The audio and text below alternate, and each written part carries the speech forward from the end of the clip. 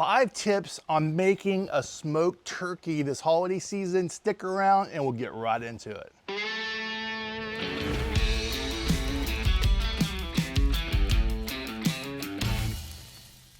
All right, the first tip on making an amazing turkey for the holiday is spatchcocking. This is about a 10 to 12 pound bird, and you definitely want to make sure that you refrigerate this about 3 to 4 days before so it naturally defrosts as well. So that's what we did.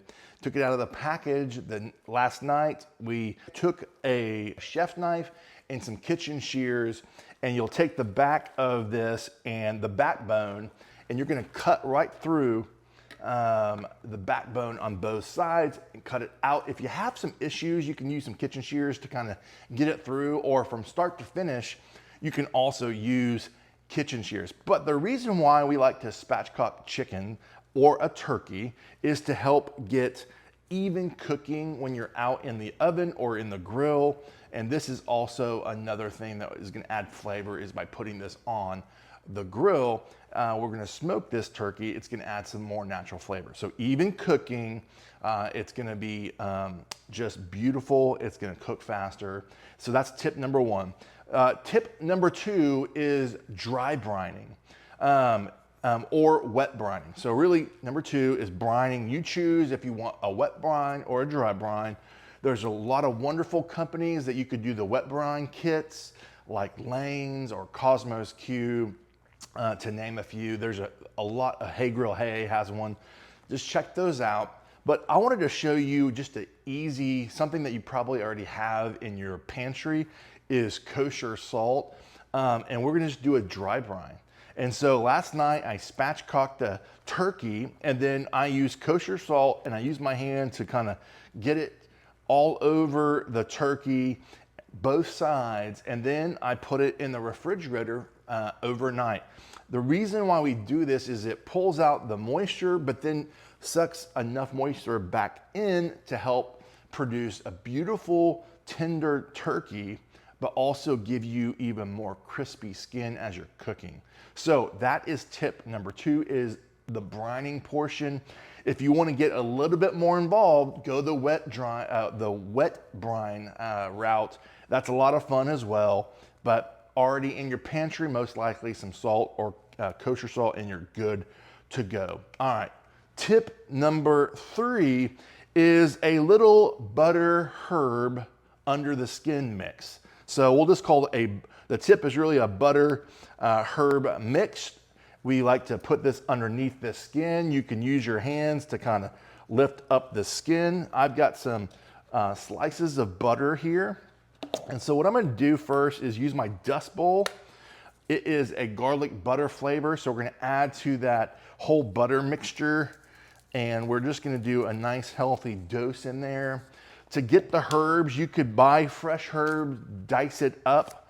I actually had some chimichurri, but you can also, that has all the herbs that you would use, already done as a dry brine or as a dry rub. So we're gonna just mix a little bit of this garlic butter flavor with the butter, with a little bit of this some rosemary and other things in here. And then that's gonna give us some of the natural herbs. It's already as a dry mix, which is already chopped up, so it's perfect. So we're gonna mix that with the butter, and make sure each butter slice gets some of that natural flavor like this. And then we're just gonna stick these underneath here and just start placing them in different parts of the top of the breast. And this is gonna allow us to get some natural more flavor underneath the skin. So when we go to slice, it's gonna get some more beautiful flavor. So that is tip number 3. All right, the next tip is seasoning. That's the no-brainer, right? You can use any binder you want. Use some olive oil here. This has already been dried out from the dry brine. Make sure everything is, then we got the butter underneath here. So we're gonna use my sweet red dirt, which is gonna give it a great, not only great flavor, but great color as well.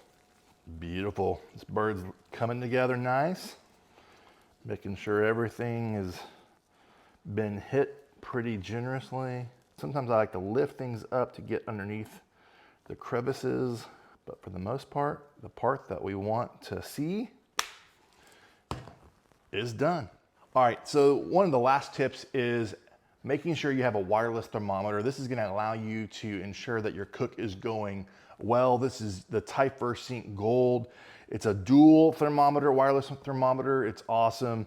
And so we have the app here as well that you download. We're gonna be selecting the poultry, then turkey, doing whole.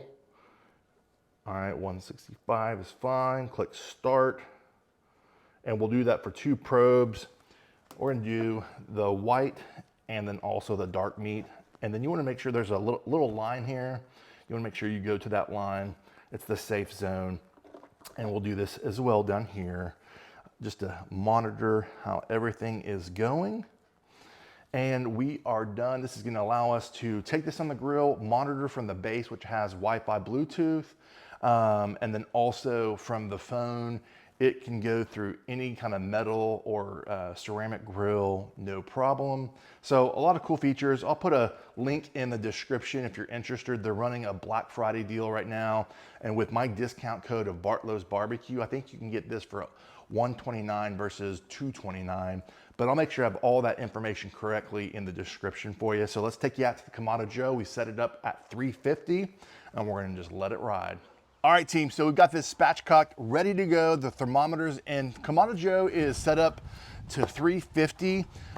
Use lump charcoal. I actually decided to do no wood chunk, but you can add wood chunk for maximum flavor that you like, your preference.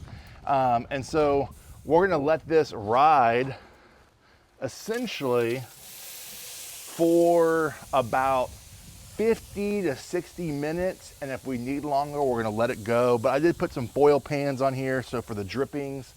But this has been kind of pre-lit for about 30 minutes, and we're gonna see you back. And that's all there is to it. It's super simple on making this spatchcock turkey, is putting it on the grill, let it ride, and then we'll let it rest for a little bit and slice it at the end. So we'll see you back when it's time to slice.